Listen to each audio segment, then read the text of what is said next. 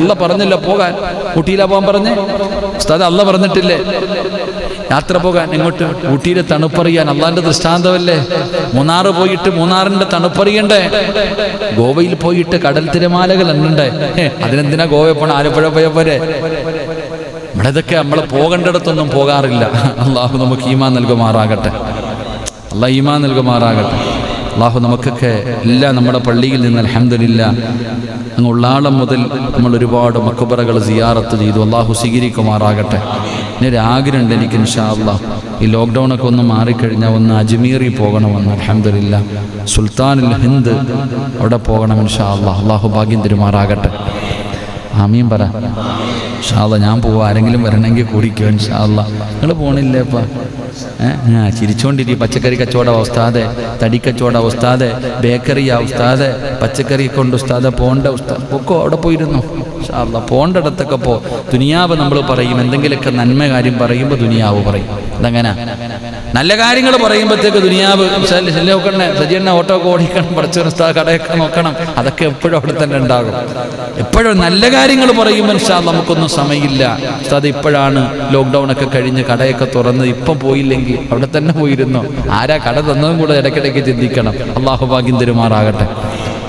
അള്ളാഹു ഭാഗ്യം തരുമാറാകട്ടെ. എനിക്ക് വലിയൊരു ആഗ്രഹമുണ്ട്.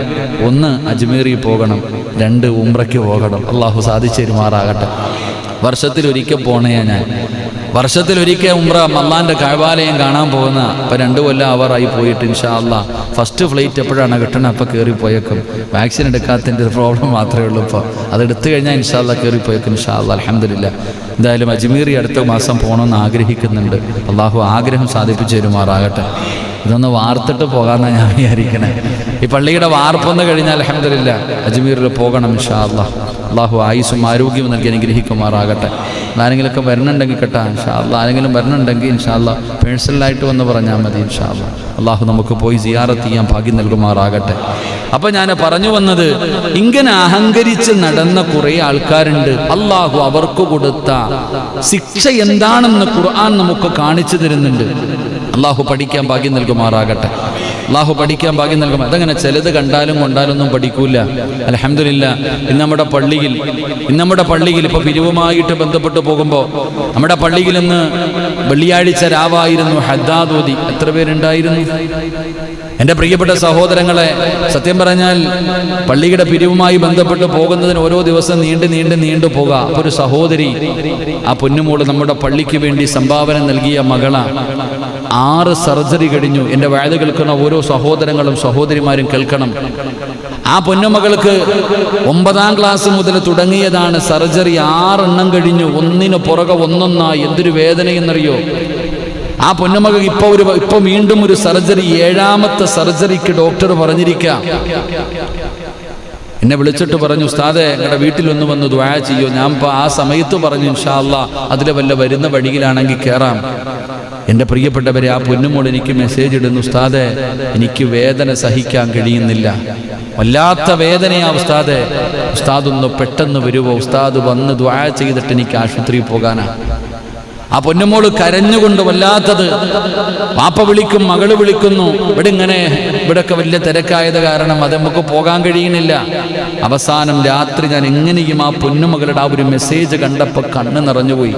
19 വയസ്സേ ഉള്ളൂ, കാണാൻ സുന്ദരിയായ പൊന്നുമോൾ. രാത്രി ഞങ്ങളെയും കാത്ത് വാപ്പ റോഡ് സൈഡിൽ കാത്തു നിന്നു.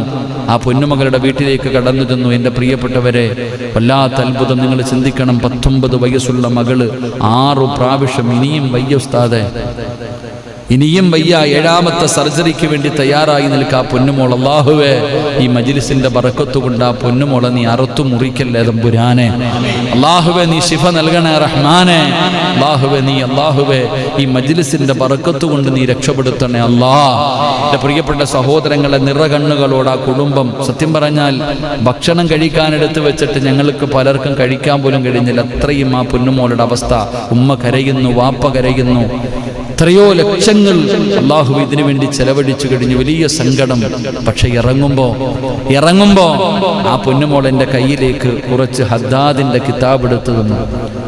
കുറച്ചു ഹദ്ദാദിന്റെ കിതാബ് ഉസ്താദ് കഴിഞ്ഞ ക്ലാസ്സിൽ ഹദ്ദാദിനെ കുറിച്ച് പ്രസംഗിക്കുന്നത് കേട്ടു.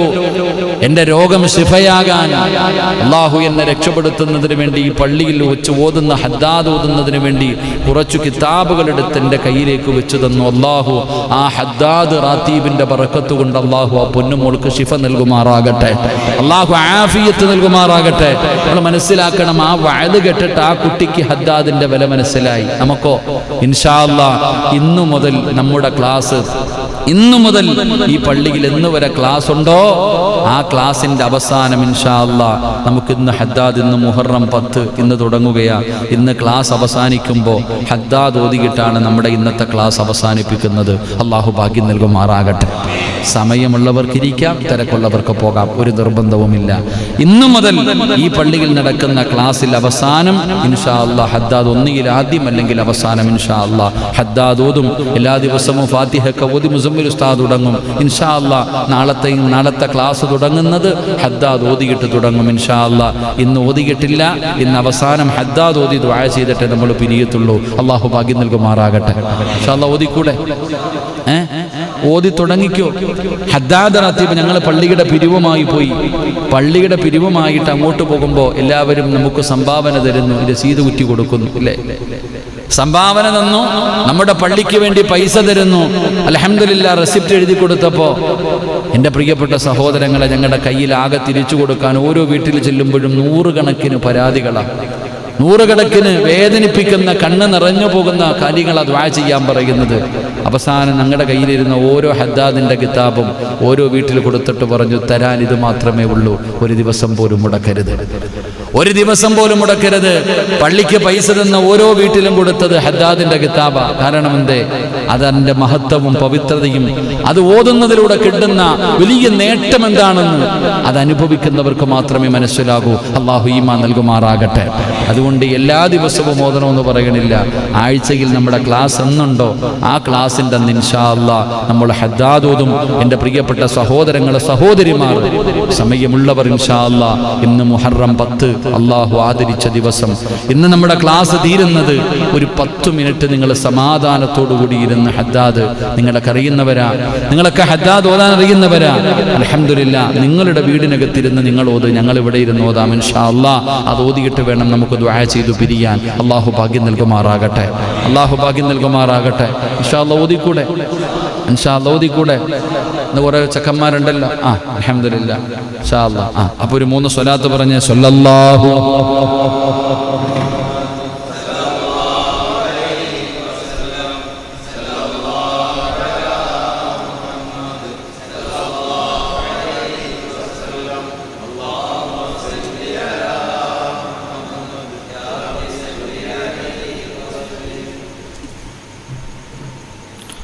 ഇൻഷാ അല്ലാഹ്. അല്ലാഹു സ്വീകരിക്കുമാറാകട്ടെ. എൻ്റെ പ്രിയപ്പെട്ട സഹോദരങ്ങൾ, അതുകൊണ്ട് ഇൻഷാ അല്ലാഹ് 10:15 കറക്റ്റ് 1 മണിക്കൂറിനുള്ളിൽ നമ്മുടെ പരിപാടി അവസാനിപ്പിക്കണം. അതുകൊണ്ട് എൻ്റെ പ്രിയപ്പെട്ടവരെ, അള്ളാഹു വിശുദ്ധമായ ഖുർആനിൽ ഈ ഖാറൂനിന്റെ ചരിത്രം അള്ളാഹു ഇങ്ങനെ പറഞ്ഞു തരുമ്പോ വെറുതെ പറഞ്ഞതല്ല. ഈ ചരിത്രത്തിൽ നിന്ന് ഒരുപാട് ഗുണപാഠങ്ങൾ നമ്മൾ പഠിക്കേണ്ടതുണ്ട്. ഖാറൂനിന്റെ ചരിത്രം അള്ളാഹു വെറുതെ പറഞ്ഞതല്ല. മഹാനായ നബി മുഹമ്മദ് മുസ്തഫ സല്ലല്ലാഹു അലൈഹി വസല്ലമ തങ്ങൾ പ്രവാചകൻ പോലും അവിടുന്ന് ചരിത്രങ്ങൾ പറഞ്ഞു കൊടുത്തിട്ട് ആ ചരിത്രത്തിൽ നിന്ന് പഠിക്കേണ്ട പാഠങ്ങളും പറഞ്ഞു കൊടുക്കുമായിരുന്നു. എൻ്റെ പ്രിയപ്പെട്ടവരെ, അള്ളാഹുവിന്റെ പരിശുദ്ധമായ ഖുർആൻ വഖാറൂന വഫിർഔന വഹമാൻ വലഖദ് ജാഅഹും മൂസാ ബിൽബയ്യിനാത്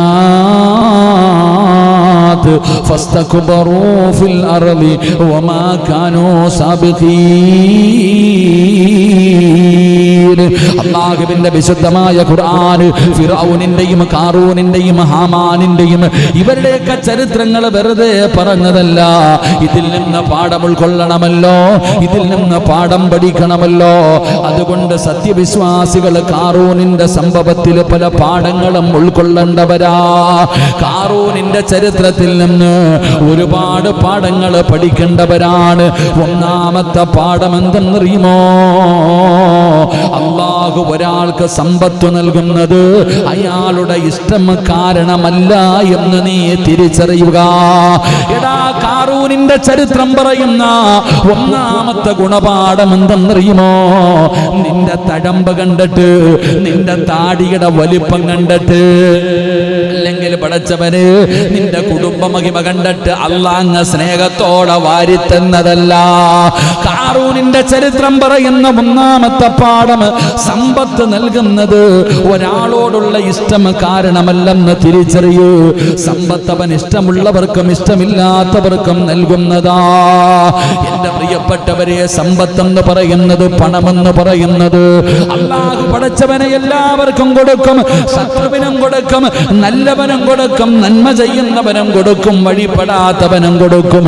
അംബാനിക്കും അല്ലാഹു പണം കൊടുക്കും, യൂസുഫ് അലിക്കും അല്ലാഹു പണം കൊടുക്കും. ഈ പായിപ്പാടിൽ ഏറ്റവും പാവപ്പെട്ടവനും അല്ലാഹു പണം കൊടുക്കാൻ കഴിവുണ്ട്. ചിലർക്ക് അല്ലാഹു പണം കൊടുക്കും, ചിലർക്ക് അല്ലാഹു കൊടുക്കൂല. അത് അല്ലാഹുവിന്റെ ഇഷ്ടമാണ്, അത് അല്ലാഹുവിന്റെ ഇഷ്ടമാ. അതുകൊണ്ട് നീ മനസ്സിലാക്കുക, പണമെന്ന് പറയുന്നത് ഒരു പരീക്ഷണ വസ്തുവാ. അല്ലാഹു സമ്പത്ത് ഇഷ്ടമുള്ളവർക്ക് എല്ലാവർക്കും കൊടുക്കും.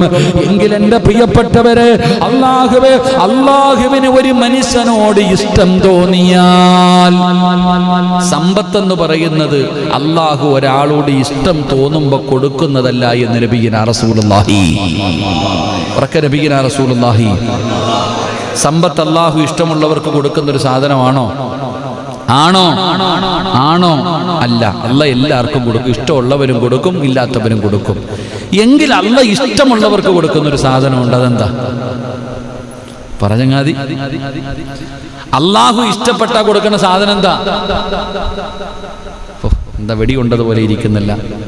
അല്ലാഹുവിനൊരു മനുഷ്യനോട് ഇഷ്ടം തോന്നിയാൽ അല്ലാഹു കൊടുക്കുന്ന എന്താ? എൻ്റെ പ്രിയപ്പെട്ട സഹോദരങ്ങളെ, അല്ലാഹുവിനൊരു മനുഷ്യനോട് ഇഷ്ടം തോന്നിക്കഴിഞ്ഞാൽ അല്ലാഹു അവന് ഈമാൻ വർദ്ധിപ്പിച്ചു കൊടുക്കുമെന്ന് ആദരവായ പ്രവാചകൻ നബി മുഹമ്മദ് മുസ്തഫ സല്ലല്ലാഹു അലൈഹി വസല്ലം. അല്ലാഹ്ക്ക് ഇഷ്ടമുണ്ടായ അല്ലാഹ് സമ്പത്തല്ല കൊടുക്കുക. അല്ലാഹ് എന്ത് കൊടുക്കും? അവൻ ഈമാൻ അങ്ങോട്ട് വാരിക്കോരി കൊടുക്കും, ഈമാൻ അങ്ങോട്ട് ഉറപ്പിക്കും. എൻ്റെ പ്രിയപ്പെട്ടവരെ, സമ്പത്ത് അങ്ങനല്ല. അല്ലാഹു അതൊരു പരീക്ഷണമായിട്ടാണ് കൊടുക്കുന്നത്. റസൂലുള്ളാഹി സ്വല്ലല്ലാഹു അലൈഹി വസല്ലം തങ്ങൾ പറയുന്നു, അല്ലാഹു നൽകിയ സമ്പത്ത് കൊണ്ട് അഹങ്കരിക്കരുത്. അല്ലാഹു ഒരാൾക്ക് പണം കൊടുത്താൽ നീ അഹങ്കരിക്കരുത്. അന്നബൻ അബ്ദുല്ലാ റളിയല്ലാഹു തആല അൻഹു ഖാല ഇന്നല്ലാഹ തആല ഖസമ ബൈനകും അഖിലാകകും കമാ ഖസമ ബൈനകും അർസാകകും വ ഇന്നല്ലാഹ തആല യുഅതിൽ മാലാ മൻ അഹബ്ബ വമൻ ലാ യുഹിബ്ബു വലാ യുഅതിൽ ഈമാന ഇല്ലാ മൻ യുഹിബ്ബു. മഹാനായ പ്രവാചകൻ സല്ലല്ലാഹു അലൈഹി വസല്ലമ തങ്ങൾ പറഞ്ഞതായി അബ്ദുല്ലാഹ് ഇബ്നു മസ്ഊദ് റളിയല്ലാഹു തആല അൻഹു പറയുകയാണ്, നിങ്ങൾക്കിടയിൽ നിങ്ങളുടെ ഉപജീവനം വിതച്ചതുപോലെ നിങ്ങളുടെ സ്വഭാവങ്ങളും നിങ്ങൾക്കിടയിൽ അല്ലാഹു വീതിച്ചു കൊടുക്കുന്നതാ. എൻ്റെ പ്രിയപ്പെട്ടവരെ, സമ്പത്ത് അല്ലാഹു വീതിപ്പിച്ചു കൊടുക്കും, ഇതുപോലെ സ്വഭാവ ഗുണങ്ങളും അല്ലാഹു കൊടുക്കും. പക്ഷേ അല്ലാഹു അവൻ ഇഷ്ടപ്പെടുന്നവർക്കും ഇഷ്ടമില്ലാത്തവർക്കും അല്ലാഹു സമ്പത്ത് നൽകും. പക്ഷേ ഈമാനുണ്ടല്ലോ, അത് അല്ലാഹു ഇഷ്ടപ്പെട്ടവർക്ക് മാത്രമേ അല്ലാഹു കൊടുക്കൂ എന്ന് നബി മുഹമ്മദ് മുസ്തഫ സല്ലല്ലാഹു അലൈഹി വസല്ലമ തങ്ങൾ പറയുമ്പോ, എൻ്റെ പ്രിയപ്പെട്ടവരെ, പഠിക്കേണ്ട പാഠമാണ്. സമ്പത്ത് അല്ലാഹു ഇഷ്ടമുള്ളവർക്കും ഇഷ്ടമില്ലാത്തവർക്കും കൊടുക്കും. ഈമാൻ എന്ന് പറയുന്നത് അല്ലാഹ് ഇഷ്ടമുള്ളവർക്കേ കൊടുക്കൂ. അതുകൊണ്ട് ഖാറൂനിന്റെ ചരിത്രം പഠിപ്പിക്കുന്ന ഒന്നാമത്തെ പാഠം എന്തെന്നറിയുമോ? ഇഷ്ടമുള്ളവർക്ക് അല്ലാഹു കൊടുക്കുന്ന ഒന്നല്ല സമ്പത്ത്, അല്ലാഹു ഇഷ്ടപ്പെട്ടവർക്ക് കൊടുക്കുന്ന ഒന്നല്ല സമ്പത്തെന്ന് നീ തിരിച്ചറിയണേ എന്ന് നബി മുഹമ്മദ് മുസ്തഫ സല്ലല്ലാഹു അലൈഹി വസല്ലമ തങ്ങൾ പറയുമ്പോ, രണ്ടാമത്തെ ഗുണപാഠം എന്താ? നമ്മുടെ അറിവും കഴിവും കൊണ്ടാണ് സമ്പത്ത് ലഭിച്ചതെന്ന ചിന്ത ഒരിക്കലും നിനക്ക് വേണ്ട. എൻ്റെ യുവത്വമേ, എൻ്റെ പ്രിയപ്പെട്ട പ്രിയപ്പെട്ട പുത്തൻ പണക്കാരാ, മോനെ നിനക്ക് അല്ലാഹു പറഞ്ഞു തരുന്ന രണ്ടാമത്തെ പാഠമാ. ചെറുപ്പക്കാര് പറയും എനിക്ക് പണമുണ്ടായത് എൻ്റെ തലയ്ക്കുള്ള ബുദ്ധി കൊണ്ടാണ്, എൻ്റെ കഴിവ് കൊണ്ടാണ്, എൻ്റെ കഴിവ് കൊണ്ടാണ് എനിക്ക് പണമുണ്ടായതെന്ന് പറയുന്ന യുവത്വമേ, വേണ്ടടാ മോനെ, അത് അഹങ്കാരത്തിൻ്റെ വാക്കാടാ.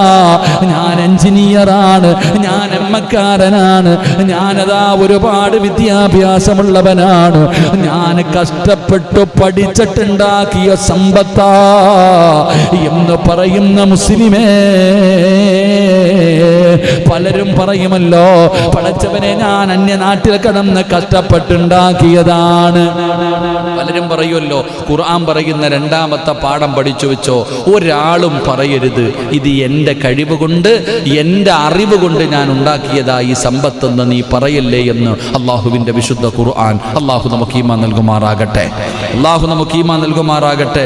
വിശുദ്ധ ഖുർആൻ സമ്പത്തിനെ കുറിച്ച് പറയുന്ന ഭാഗത്ത് അത് അള്ളാഹു സുബ്ഹാനഹു വ തആല നൽകിയതാണെന്ന് അള്ളാഹ് തന്നെ പറയുന്നുണ്ട്. കാറൂൻ എന്താ പറഞ്ഞേ? ഞാൻ ഉണ്ടാക്കിയത്. നമ്മൾ ഈ ചില പേരും ആൾക്കാരും അങ്ങനെ തന്നെ പറയണല്ലേ, ഞാൻ ഉണ്ടാക്കിയത്, ഇതെല്ലാം എൻ്റെത് എൻ്റെത് എൻ്റെത്. ആ വാക്ക് പറയരുതെന്ന് മഹാനായ നബിയുനാ റസൂലുള്ളാഹി സ്വല്ലല്ലാഹു അലൈഹി പറയരുത്, അങ്ങനെ ഒരിക്കലും പറയരുത്. ഖുർആൻ പറയാ വഇദാ ഖീല ലഹും അൻഫിഖൂ മിമ്മാ റസഖകുമുല്ലാഹ് ഖാലല്ലദീന കഫറൂ ലില്ലദീന ആമനൂ അനുത്ഇമു മൻ ലൗ യസാ അല്ലാഹ് അത്അമഹും ഇൻ അൻതും ഇല്ലാ ഫീ ളലാലിൻ മുബീൻ. അല്ലാഹുവിന്റെ വിശുദ്ധമായ ഖുർആൻ പറയുന്നുണ്ട് നിങ്ങൾക്ക് നൽകിയത് ഞാനാണെന്ന് അല്ലാഹ് പറയുന്നുണ്ട് ഖുർആൻ. അല്ലാഹു നമുക്ക് ഈമാൻ നൽകുമാറാകട്ടെ, അല്ലാഹു നമുക്ക് ഈമാൻ നൽകുമാറാകട്ടെ. ഖുർആൻ വ്യക്തമായി പറയുന്നു, നിങ്ങൾക്ക് വ്യക്തമായി നിങ്ങൾക്ക് അല്ലാഹു ഉദ്ദേശിക്കുന്നവർക്കാണ് അല്ലാഹു ഇതൊക്കെ കൊടുക്കുന്നത്. സമ്പത്ത് കൊടുക്കുന്ന അല്ലാഹുവാണ്, അവൻ അല്ലാഹു ഉദ്ദേശിക്കുന്നവർക്ക് കൊടുക്കും. എൻ്റെ പ്രിയപ്പെട്ടവരെ, അതുകൊണ്ട് ഞാനാണ് തന്നത് എന്ന് ഖുർആൻ തന്നെ വ്യക്തമായി പറയുന്നു. ഇന്നല്ലദീന യത്ലൂന കിതാബല്ലാഹ് വഅഖാമുസ്സലാത വഅൻഫഖൂ മിമ്മാ റസഖ്നാഹും സിർറൻ വഅലാനിയ യർജൂന തിജാറതൻ ലൻ തബൂർ. ഖുർആൻ മറ്റൊരു ഭാഗത്ത് പറയുന്നുണ്ട്, അള്ളാഹുവിൻ്റെ ഗ്രന്ഥം പാരായണം ചെയ്യുകയും നമസ്കാരം മുറ പോലെ നിർവഹിക്കുകയും നാം അവർക്ക് കൊടുത്തിട്ടുള്ളതിൽ നിന്ന് രഹസ്യമായും പരസ്യമായും ചെലവഴിക്കുന്നവർ. അല്ലാതെ പറഞ്ഞ് നാം അവർക്ക് കൊടുത്തിട്ടുള്ളതിൽ നിന്ന്. അപ്പം അള്ളാഹു സമ്പത്ത് തരുന്നത് അള്ളാഹു ഈമാൻ നൽകുമാറാകട്ടെ. അതുകൊണ്ട് ഈ ചരിത്രം നമുക്ക് പഠിപ്പിക്കുകയാ, സമ്പത്തിൻ്റെ യഥാർത്ഥ ഉടമസ്ഥൻ അള്ളാഹുവാണ്. പഠിക്കേണ്ട രണ്ടാമത്തെ പാഠം, സമ്പത്തിന്റെ യഥാർത്ഥ ഉടമസ്ഥൻ അല്ലാഹുവാണ്. അത് കൈകാര്യം ചെയ്യുവാനുള്ള താൽക്കാലികമായിട്ടുള്ള അവകാശവും അവസരവും മാത്രമേ നിനക്കുള്ളൂ. അതാ മനസ്സിലാക്കണ്ടേ. അതാണ് പണ്ട് മാലിക് ദിനാർ മസ്ജിദ് പണിതൊരു മനുഷ്യനുണ്ട്. അള്ളാഹു അദ്ദേഹത്തിന് അർഹമായ പ്രതിഫലം കൊടുക്കുമാറാകട്ടെ. അദ്ദേഹത്തോട് ചോദിച്ചപ്പോൾ അദ്ദേഹം എന്താ പറഞ്ഞത്? പള്ളിയിലെ ഖതീബ് ഇങ്ങനെ പറഞ്ഞു, എല്ലാവരുടെ മുന്നിൽ വെച്ച് പറഞ്ഞു, കോടിക്കണക്കിന് രൂപ കൊടുത്തിട്ട് അദ്ദേഹം ആ പള്ളി. അപ്പം അദ്ദേഹത്തെ ഇങ്ങനെ പറയാ, അദ്ദേഹം ഒരുപാട് ചെയ്തപ്പോൾ ആ മനുഷ്യൻ പറഞ്ഞൊരു വാക്കുണ്ട്, ഞാനൊന്നും പറയേണ്ട ഉസ്താദെ, അള്ളാഹു കുറച്ച് പൈസ എൻ്റെ അടുത്തുണ്ടോ പള്ളി പണിയിടാന്ന്, ഞാൻ ജോലിക്കാരനാ ചെയ്തു. അള്ളാഹ് ഈമാൻ തരുമാറാകട്ടെ. കോടിക്കണക്കിന് രൂപ കൊടുത്തൊരു പള്ളി കെട്ടിക്കൊടുത്തിട്ട് 4 പേരുടെ മുന്നിൽ വെച്ച് ആ മനുഷ്യനെ പൊക്കി പറഞ്ഞപ്പോൾ അദ്ദേഹം പറഞ്ഞ വാക്കെന്താ? അള്ള കുറച്ച് പൈസ എന്നിട്ട് എന്നോട് പറഞ്ഞിടാ പണിയടാ, ഞാൻ ജോലിക്കാരൻ പണിതു, ഇത്രയേ ഉള്ളൂ. നമ്മളോ പള്ളിയുടെ മുന്നിൽ എഴുതി വെക്കണം പേര്, എങ്കിലേ വരുത്തുള്ളൂ. അള്ളാഹ് ഈമാൻ തരുമാറാകട്ടെ. പറ മനുഷ്യ, പള്ളിയുടെ പേരിൽ പറ്റുമെങ്കിൽ അവനകത്ത് പായിപ്പാട് പള്ളിക്ക് പൈസ തന്നവരുടെ പേരെഴുതുവാണെങ്കിൽ അതിന് തന്നെ ഈ പള്ളി മൊത്തം വേണ്ടി വരും, അങ്ങനെ എഴുതേണ്ടി വരും. പബ്ലിസിറ്റി ഉണ്ടെങ്കിൽ എല്ലാവരും ഉണ്ട്, കൊടുക്കാനും പിടിക്കാനൊക്കെ ആള് വേണം. നമ്മൾ പിരിവിന് പോകുമ്പോൾ ഓരോ മനുഷ്യനും അതൊരു നല്ല ഗുണമാണ്. വീട്ടിൽ വരുന്ന ഒരു മനുഷ്യൻ്റെ കയ്യിലേക്ക് എന്തെങ്കിലും കൊടുക്കണമെങ്കിൽ ഞങ്ങളെല്ലാവരും കൂടെ ഒരു വീട്ടിൽ മട്ടന്നൂരൊക്കെ കഴിഞ്ഞ് ഇരിട്ടി ഭാഗത്ത് ആറാളോ നിങ്ങൾ സ്ഥലമുണ്ട്, ഞങ്ങളവിടെ ഇന്നലെ വീട്ടിൽ പോയി ഒരു മനുഷ്യനെ കാണാൻ. സത്യം പറഞ്ഞ അദ്ദേഹത്തിൻ്റെ ചരിത്രം പറഞ്ഞപ്പോഴേ കരഞ്ഞുപോയി. വല്ലാതെ പ്രസവനം വല്ലാത്ത ഒരാൾക്കും മറക്കാൻ കഴിയില്ല. അത്രയും മനോഹരമായ രീതിയിൽ അദ്ദേഹത്തിൻ്റെ ചരിത്രം പറയാം. അദ്ദേഹം 9ാമത്തെ വയസ്സിൽ നാട് വിട്ടുപോയ ആളാണ്. 50-ാമത്തെ വയസ്സിൽ നാട് വിട്ടുപോയി. അപ്പോഴാണ് സത്യം പറഞ്ഞാൽ ഈ ഗൾഫ് ജീവിതം, പണ്ടൊക്കെ ഗൾഫിൽ പോകുന്നവരെ കുറിച്ച് മഹിള പറയണു, ഈ 9-ാമത്തെ വയസ്സിൽ നാട് വിട്ടു പോയിട്ട് അദ്ദേഹം ഡൽഹിയിലും ബോംബെയിലൊക്കെ ആയി കറങ്ങി നടന്നു. അവസാനം കുറച്ച് പൈസയായി നാട്ടിലേക്ക് 650 രൂപ. 650 രൂപയുമായി നാട്ടിലേക്ക് തിരിച്ചു വരാൻ തയ്യാറെടുക്കുമ്പോൾ നാട്ടുകാർ പറഞ്ഞു അത്ര വലിയ സമ്പത്തുമായിട്ട് വരുന്നുണ്ടെന്ന്. 650 രൂപ. അപ്പോൾ ആരോ പറഞ്ഞു അത്രേ ഗൾഫിലേക്ക് ആളെ കയറ്റി വിടുന്നുണ്ടെന്ന്. അങ്ങനെ കപ്പലിൽ കയറി. എൻ്റെ പ്രിയപ്പെട്ട സഹോദരങ്ങൾ, ആ മനുഷ്യനിങ്ങനെ പറയുന്നു, കടലിൻ്റെ ഒരു ഭാഗത്ത് കൊണ്ടുപോയി നിർത്തിയിട്ട് പറഞ്ഞു, ഇനി നീന്തിക്കൊള്ളാൻ. സിനിമാ കഥയല്ല, അദ്ദേഹം പറയുന്ന നീന്തിക്കൊള്ളാൻ. അങ്ങനെ എല്ലാവരും 10-200 പേര് വെള്ളത്തിൽ മുങ്ങി മരിച്ചുപോയി. അദ്ദേഹം രക്ഷപ്പെട്ടു. അദ്ദേഹം രക്ഷപ്പെടാനുള്ള കാരണമായിട്ട് അദ്ദേഹം പറഞ്ഞത്, അദ്ദേഹത്തിന് വിദ്യാഭ്യാസമൊന്നുമില്ല. മദ്രസയിൽ പഠിക്കാൻ പോകുമ്പോൾ തൻ്റെ ഒരു കൂട്ടുകാരൻ്റെ കൂടെ പുസ്തകം വെച്ചിട്ട് പള്ളിക്കാട്ടി വെച്ചിട്ട് നേരെ പുഴയിൽ പോയി മീൻ പിടിക്കും, പുഴയിൽ നീന്തും. അങ്ങനെ നീന്തി പഠിച്ചത് കൊണ്ടാണ് ഞാൻ കടലിൽ നീന്തിയെന്ന് അദ്ദേഹം പറയണേ. അദ്ദേഹം കടലിൽ നീന്തി അക്കരയിൽ കയറി. മരുഭൂമി ഇങ്ങനെ കയറും ഇറങ്ങും, കയറും ഇറങ്ങും. അവസാനം ആരോ പറയുന്നു അത്രേ, നിങ്ങൾ മൂത്രമൊഴിക്കുന്നത് കളയരുത്, പിടിച്ചു വെച്ചോടാൻ. എന്തിനാ? തൊണ്ട നനയ്ക്കാൻ. സിനിമാ കഥയിൽ അദ്ദേഹം പറയുക, കൂടുള്ളവർ മൂത്രമൊഴിക്കുമ്പോൾ ആ മൂത്രം പോലും കളയരുത്. എന്തിനാ? കുടിക്കാൻ വെള്ളമില്ല, തൊണ്ട നനയ്ക്കാൻ. അദ്ദേഹം പറയുന്നു, അങ്ങനെ കഷ്ടപ്പെട്ടു ഞാൻ അവിടെ പോയി. 10-35ഓളം വർഷം വാപ്പാനെ കണ്ടിട്ടില്ല. വാപ്പാനെ 9-ാമത്തെ വയസ്സിൽ കണ്ടതാ. വാപ്പാനെയോ കൂടപ്പുറപ്പുകളെ ആരെയും കണ്ടിട്ടില്ല. എല്ലാവരും മരണപ്പെട്ടു പോയി. ഒരുപാട് വർഷങ്ങൾക്ക് ശേഷം അദ്ദേഹം നാട്ടിലേക്ക് മടങ്ങി വന്നു. അള്ളാഹു അവിടെ വലിയ ജോലി കൊടുത്തു. വലിയ ജോലിയായി, ഇമാറത്തിന് ജോലി കിട്ടി, വലിയ സമ്പത്തായി. അൽഹംദുലില്ലാഹ്, അള്ളാഹിൻ്റെ ദീനിനു വേണ്ടി ലക്ഷങ്ങൾ ചിലവഴിച്ചു. ഈ പത്തനംതിട്ടയിൽ നിന്ന് വരെ ആൾക്കാർ അവിടെ പോയി പൈസ വാങ്ങിയിട്ടുണ്ട്. അദ്ദേഹം പറയുന്ന അവസാനം അദ്ദേഹത്തിന് അവിടെ പൗരത്വം കൊടുക്കാൻ തയ്യാറായപ്പോൾ അദ്ദേഹത്തിനൊരാഗ്രഹം, ഉമ്മാനെ കളഞ്ഞിട്ട് പോയതല്ലേ, കാണാൻ വരണം. അദ്ദേഹം പറയുന്നു, അദ്ദേഹത്തിൻ്റെ ജീവിതത്തിൽ നാട്ടിൽ വന്നു, ഉമ്മ മരണപ്പെട്ടു പോയി. വെള്ളിയാഴ്ച ജുമാ കഴിഞ്ഞിട്ട് പള്ളിക്കമ്മറ്റിക്കാരോട് പറഞ്ഞു അത്ര, എനിക്കൊരാഗ്രഹമുണ്ട്, ഞാൻ മരിച്ച എൻ്റെ ഉമ്മാടെ കവറിൻ്റെ അകത്ത് തന്നെ എന്നെ അടക്കണം. കാരണം എൻ്റെ ഉമ്മാനെ സ്നേഹിക്കാൻ എനിക്ക് കഴിഞ്ഞിട്ടില്ല. 9-ാമത്തെ വയസ്സിൽ പോയതാണ്. ആ ഉമ്മയുടെ കൂടെ തന്നെ കബറി കിടക്കണമെന്ന എൻ്റെ ആഗ്രഹം. അള്ളാഹു അദ്ദേഹത്തിൻ്റെ ആഗ്രഹം അള്ളാഹു സാധിപ്പിച്ചു കൊടുക്കുമാറാകട്ടെ. പക്ഷെ അദ്ദേഹം പറയുന്നുണ്ട്, അദ്ദേഹം സമ്പാദിച്ചത് മുഴുവനും പറ്റിച്ചു കൊണ്ടുപോയി. അദ്ദേഹം പറയുന്നു, അള്ളാഹുവിനോട് ഞാൻ എപ്പോഴും ദുആ ചെയ്യും, എൻ്റെ വീട്ടിൽ ആരെങ്കിലും കയറി വന്നാൽ ചിരിക്കുന്ന മുഖത്തോടെ വേണം അവരുടെ മുന്നിൽ പോകാൻ. ആര് കയറി വന്നാലും ചിരിക്കുന്ന മുഖം. അങ്ങനെ നമുക്ക് പലർക്കും ചിരിക്കാനാ പറ്റാത്തത്. മുഖം എപ്പോഴാണോ കയറി വരുന്നത്, പിരിവാണോ, മുഖക്കങ്ങ് മാടും. സത്യം പറഞ്ഞാൽ ആ മനുഷ്യൻ ഇന്നലെ ഞങ്ങളുടെ കൂടെ ഇരുന്ന് ഒരു അരമണിക്കൂറോളം സംസാരിച്ചു. ഇത് സന്തോഷം എന്നറിയാം. അവസാനം വണ്ടി കയറ്റിവിടുമ്പോൾ പോലും കൊണ്ടുവന്ന് വണ്ടി കയറ്റിവിട്ട് സന്തോഷത്തോടു കൂടിയാണ് പറഞ്ഞു വിട്ടത്. അള്ളാഹു ആഫിയത്തുള്ള ദീർഘായുസ് കൊടുത്ത് അനുഗ്രഹിക്കുമാറാകട്ടെ. ഇന്നത്തെ പുത്തമ്പണക്കാരന്മാരൊക്കെ പഠിക്കണിതൊക്കെ. ഇന്നത്തെ സമ്പന്നന്മാരൊക്കെ പണം കൂടുമ്പോൾ പെറ്റതള്ളയൊക്കെ മറന്നു പോകുന്നവർക്കൊക്കെ ഇതൊരു പാഠമായിട്ട് പഠിക്കാനുള്ളതാ. പറ്റുമെങ്കിൽ ഫോൺ നമ്പർ ഷൗഖാനിൻ്റെ അടുത്തുണ്ട്, മേടിച്ചുകൊണ്ടൊന്ന് പോയി നോക്കണം അദ്ദേഹത്തിൻ്റെ അടുക്കൽ. പഠിക്കണം നമ്മൾ. ഓരോ മനുഷ്യനും ഗൾഫുകളിൽ കിടന്ന് കഷ്ടപ്പെടുന്ന പ്രവാസികളുടെ അവസ്ഥ എന്താണെന്ന് സത്യം പറഞ്ഞാൽ അപ്പോഴാണ് മനസ്സിലായത്.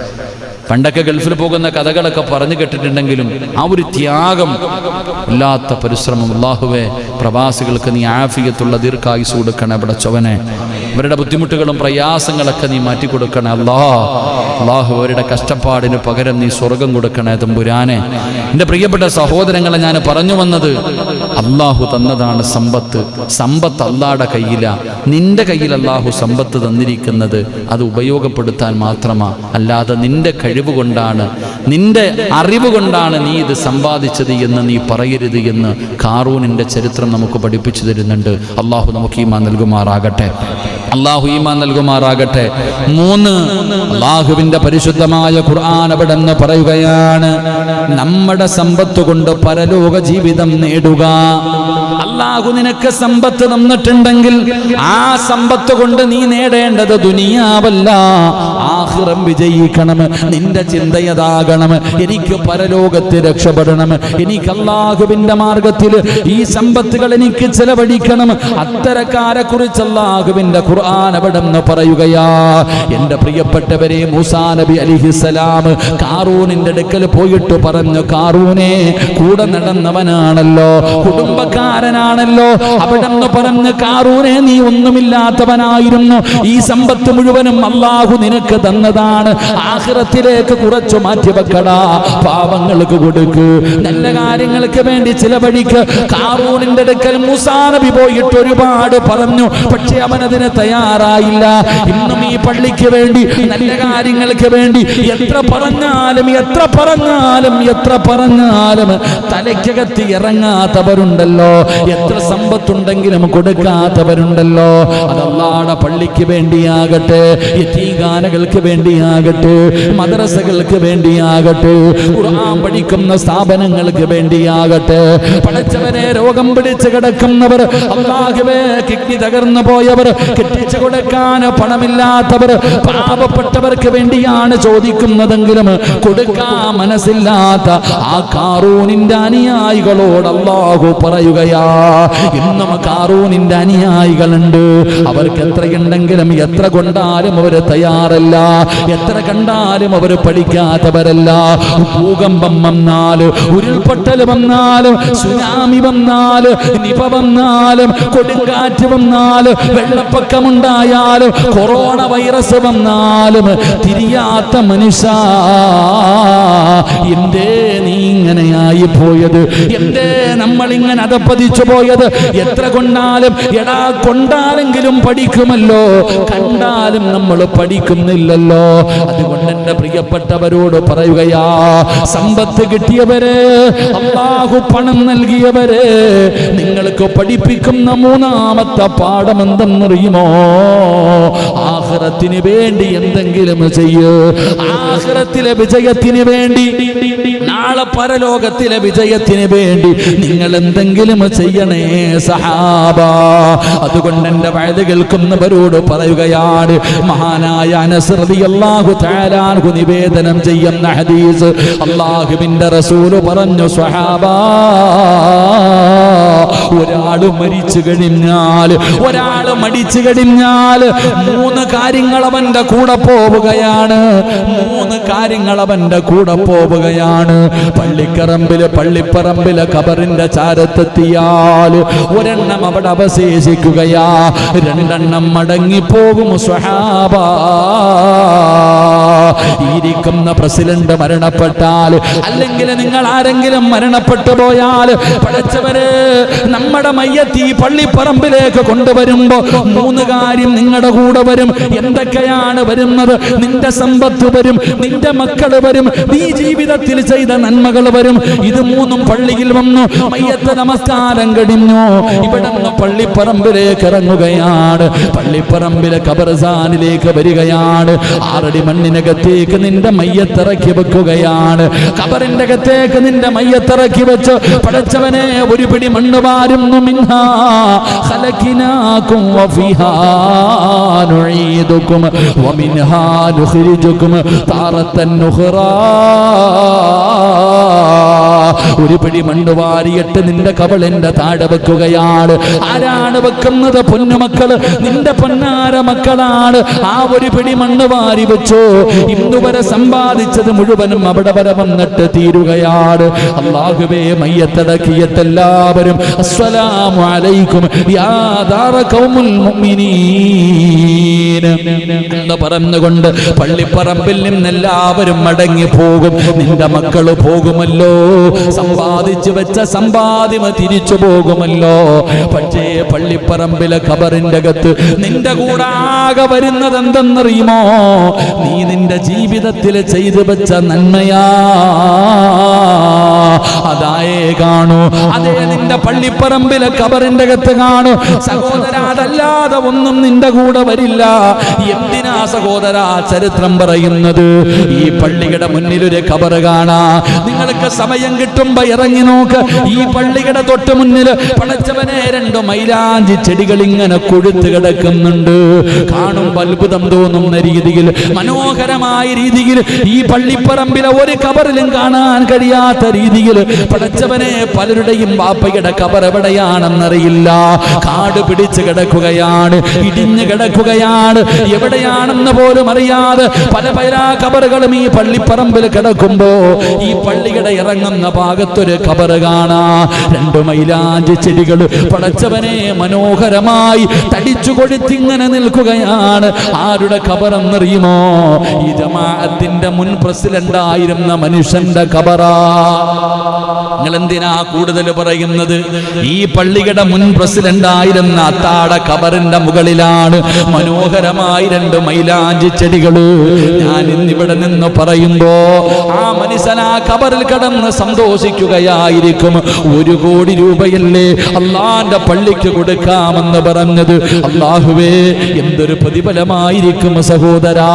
1 കോടി രൂപ പടച്ചറപ്പിന്റെ പള്ളിക്ക് കൊടുക്കാമെന്ന് എന്റെ ഓർമ്മ ശരിയാണെങ്കിൽ 1,313,000 രൂപ.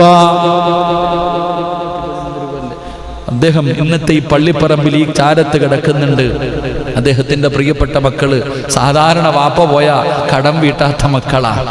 വാപ്പയോ ഉമ്മയോ മരണപ്പെട്ട് കഴിഞ്ഞാൽ മാതാപിതാക്കളുടെ കടം പോലും വീട്ടാത്ത മക്കളുടെ കാലത്ത് അദ്ദേഹത്തിന്റെ മകൻ റാസി എത്ര പറഞ്ഞാലും എനിക്ക് വലിയ ബന്ധമൊന്നുമില്ല, ഞാനിവിടെ വരുന്നതിന് മുമ്പ് മരണപ്പെട്ട ആളാ പ്രസിഡന്റ്. എന്റെ പ്രിയപ്പെട്ടവരെ, നിങ്ങൾ ചിന്തിക്കണം, ഞാൻ അദ്ദേഹത്തെ പുകഴ്ത്തില്ല. നന്മ ചെയ്യുന്നവന് നന്മ ചെയ്തെന്ന് പറയാൻ ഒരു പേടിയും വേണ്ട. അദ്ദേഹത്തിന്റെ പ്രിയപ്പെട്ട മകൻ വാപ്പ അങ്ങനെ പറഞ്ഞിട്ടുണ്ടെങ്കിൽ അതിനേക്കാളും 1 രൂപ കൂടുതൽ കൊടുക്കാൻ തയ്യാറായിട്ടേ ഉള്ളൂ. അള്ളാഹു ആഫിയത്തുള്ള ദീർഘായുസ് കൊടുക്കുമാറാകട്ടെ. അള്ളാഹു റാസി എന്ന സഹോദരൻ അവന്റെ ജീവിത മാർഗത്തിൽ അള്ളാഹു ബറക്കത്ത് ചെയ്യുമാറാകട്ടെ. അള്ളാഹു അവന്റെ ഭാര്യ സന്താനങ്ങൾ അള്ളാഹു അനുഗ്രഹിക്കുമാറാകട്ടെ. അങ്ങനെയുള്ള മക്കളെ റാസിക്കും അള്ളാഹു കൊടുത്ത് അനുഗ്രഹിക്കുമാറാകട്ടെ. നാം മനസ്സിലാക്കേണ്ടത്, അങ്ങനത്തെ ഒരാള്, ഞാനൊരു ഉദാഹരണം പറഞ്ഞു, ഇതുപോലെ താഴോട്ടിറങ്ങിപ്പോയാൽ ഒരുപാട് പേര് കിടപ്പുണ്ട്. ഇതുപോലെ ആ സൈഡ് ഈ സൈഡ് മുഴുവൻ ഇടിഞ്ഞു കിടക്കുകയാണെങ്കിൽ അങ്ങ് കാണണമെങ്കിൽ അങ്ങ് താഴെ ഇറങ്ങിപ്പോണം. അങ്ങനെ താഴെ ഇറങ്ങിപ്പോകുമ്പോൾ ഇരിക്കുന്ന പലരുടെയും അത്ത അവിടെ കിടക്കുന്നുണ്ട്. നമ്മുടെ മെമ്പറിന്റെ അത്ത ഉൾപ്പെടെ പലരും അവിടെ കിടക്കുന്നുണ്ട്. ഇവരൊക്കെ ജീവിതത്തിൽ ചെയ്ത നന്മകൾ മാത്രമേ അങ്ങോട്ട് കൊണ്ടുപോയിട്ടുള്ളൂ. ബാക്കിയൊക്കെ ഇവിടെ ഇട്ടിട്ടാ പോയത്. അള്ളാഹു ഈമാൻ നൽകുമാറാകട്ടെ. അത്ത പോയപ്പോൾ എന്ത് കൊണ്ടുപോയെന്നെ? ഇത് കൊണ്ടുപോയി. അമ്മാനെ ഇവിടെ തന്നു, നിങ്ങളെ കുറെ മക്കളെ ഇവിടെ തന്നു, വീടും പറമ്പും സർവ്വത് ഇവിടെ തന്നിട്ട് അത്ത പോയപ്പോൾ കുറച്ച് നന്മ കൊണ്ടുപോയി. നിങ്ങൾക്കത് പറയാൻ പറ്റുമോ? നമുക്ക് എന്താ ഇസ്മായിലെണ്ണം പോയപ്പോൾ എന്ത് കൊണ്ടുപോയി? ബേക്ക് എല്ലാം ഇവിടെ തന്നിട്ട് പോയില്ലേ? അതുകൊണ്ട് നമ്മൾ മനസ്സിലാക്കേണ്ടത്, നമ്മൾ പോകുമ്പോൾ നമ്മുടെ കൂടെ ആകെ കൊണ്ടുപോകാൻ 2-3 പേരും വരും. സമ്പത്തും വരും, മക്കളും വരും, നന്മയും വരും. എന്നിട്ട് അവിടെ നന്മ പറയും, ഞാനിവിടെ ഇറങ്ങാൻ, നിങ്ങൾ പൊക്കോ. ഈ നന്മ മാത്രമേ ഖബറിൽ കാണൂ.